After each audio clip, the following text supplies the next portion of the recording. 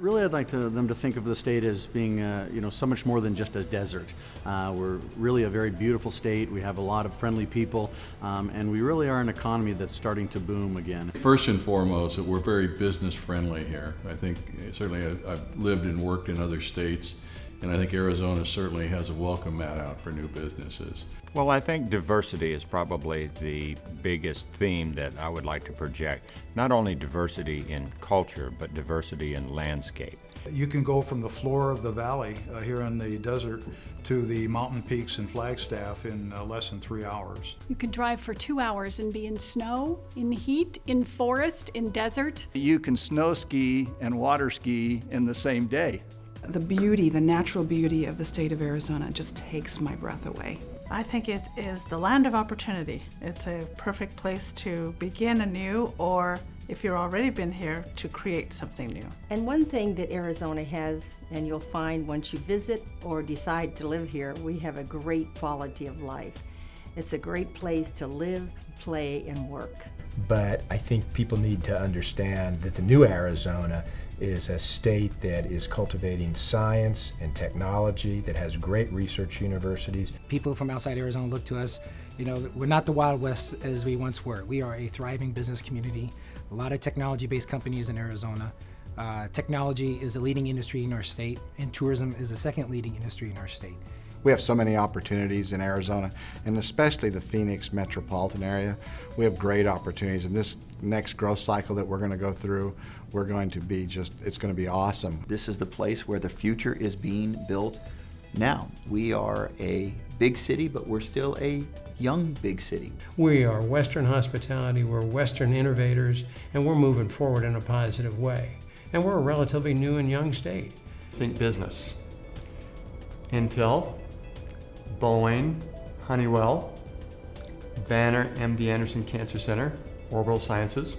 Just within the last 12 months, we have added over 5,300 jobs to our community. We are a thriving, progressive, can-do attitude type of community. We have the largest concentration of tech-related companies in the state in Tempe. 20% of our businesses are tech-related. In the last 2 years, the President of the United States has come to showcase jobs-related initiatives in Chandler.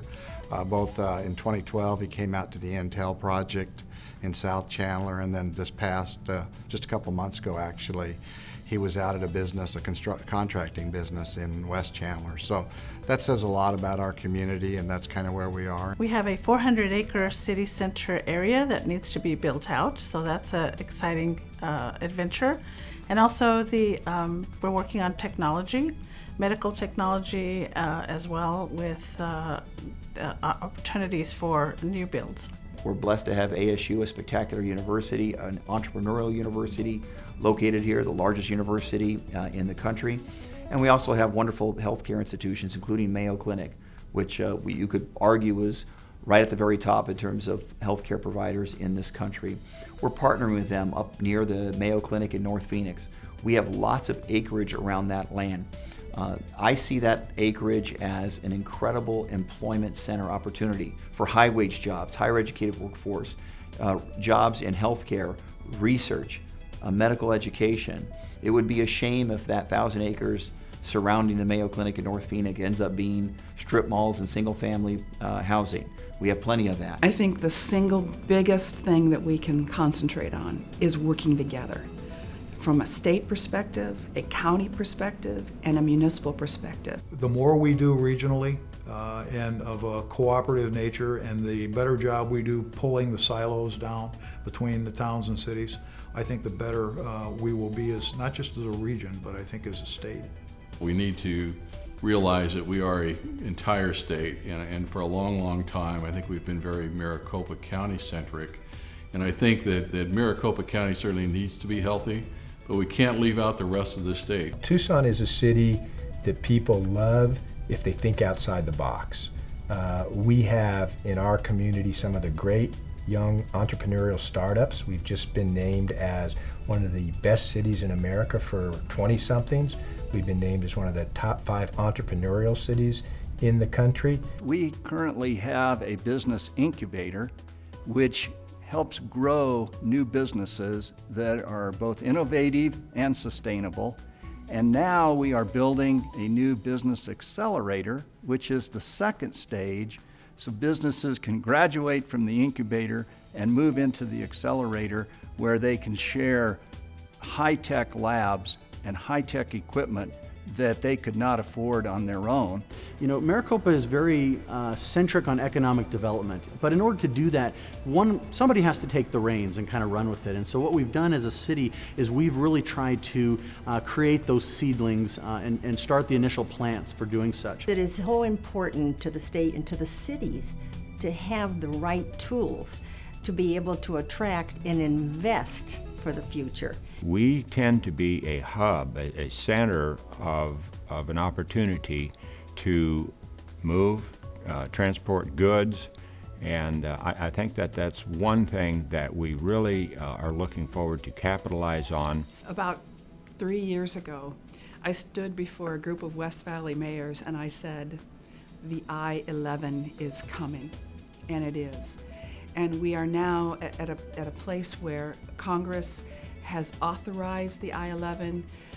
The governor is planting the stake in the ground with the I-11 signs, and we're letting people know that this Interstate 11 is going to be a transformational investment in transportation. As we look at the new I-11 designation as it's come out of Washington, this is a key area of the state in order for us to grow and to compete, not just city to city, but basically amongst other states in the area as well as internationally and globally. We need to focus on taking I-11 corridor all the way to the Mexican border. Now, whether that becomes I-10 and I-19 or a new route, don't know, but we need to bring it south of the I-10. I'm going to continue to let the people of Mexico know that the people of Arizona, the people of my city, understand that our economies are linked together, that the future success of the Mexican economy and the future success of our economy are very much aligned. And the more trade and trade opportunities that we can create between the state of Arizona and the country of Mexico, the better off long-term our economy is going to be. We are literally looking at a regional growth model where we're doing economic development together and not just a lot of small fiefdoms that are just being very protective. We're thinking about how the big picture on the large scale economic development works in a region and helps lift the entire state's economy. MAG has taken a leadership role on a number of fronts. We've formed a cooperative group of other councils of government in the state of Arizona to look at tackling some things like economic development on a statewide basis, as opposed to doing it piecemeal in the various regions. We have a situation where economic development specifically is a project unto itself. And we've done a number of things with our partners, like GPAC and MAG's Economic Development Committee, that have been helpful. On a region, local level, we work very, very well together. We understand that we all thrive off of each other, and I think you'll see that from the leadership from the Mayor Mesa to the Mayor Chandler to the Mayor Scottsdale, Gilbert, and Phoenix. We all work together surrounding the center part of our state. And it's an exciting time for us because we have such a diverse economy, we're diverse culturally, and things are looking, we're at the forefront of the economic recovery right now. Fab 42 at the South Ocotillo Intel campus is a $5 billion project that we'll be completing construction on in the next year or two, and that's been a significant project. But Intel's also doing a project on the West Side campus, about $300 million research and development project, and that's under construction as we speak. We're about to add, on the front part of Gilbert on the north side of downtown, 2 additional restaurants. Sam Fox will be one of them, and then in between the 2 restaurants will be a 2-story office building. Behind the 2-story office building will be the new parking garage, 3 stories that will help us fill in all those that want to come to downtown. And behind the parking garage will be a new 4-story building that will house our first official university in Gilbert, St. Xavier University, that will be coming here from Chicago. We have built half of our city, just half. We've got beautiful neighborhoods and the 101 freeway running right through the middle of it. But we are getting ready to build the second half. And the second half includes mountains and a lake and another freeway running right through that section. That's the Loop 303. The last 12 months, we've added over 5,300 jobs, and it's not by accident. It's the dedication of this council and past councils and other leaders throughout the region to really show what Arizona has to offer. Arizona has been really successful in developing an environment for biotechnology and solar industries to succeed in Arizona, but we need to take that a step farther. They're very pro clean tech energies.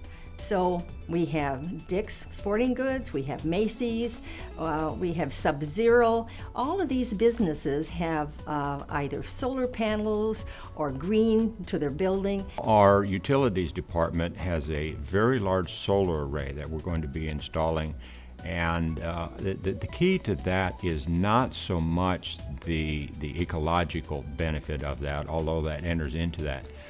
It's the economic benefit to that, to lower our operating cost, to do things that don't consume and cost us. So our government, the services that we provide are becoming less costly. We are very fortunate to receive a Energy Efficiency Conservation Block Grant Program, $7 million. We helped retrofitted a lot of our old HVAC units, which helped reduce our cost of electricity by $500,000 a year in operating. But we were also able to refurbish some of the older buildings that are city buildings that we have throughout the community to be more energy efficient. We're trying to get the citizens of the city of Phoenix to think differently about waste and recycling. The old model where you throw something in the garbage and it goes off in a dump somewhere, we can't think that anymore. From an environmental perspective, it makes no sense to keep filling up our dumps and then closing those dumps and moving on to other landfills. We have to get people to think differently that, number one, more recycling, composting, and thinking of waste as a resource. The more we can to get those items out of the landfill, the city can actually sell those items for profit that they can go then to pay for police, fire, parks, and libraries. So we're going to try to change our mindset. It's a program called Reimagine Phoenix. One of the unique strengths of Tucson is that it's a community that's embraced a conservation ethic.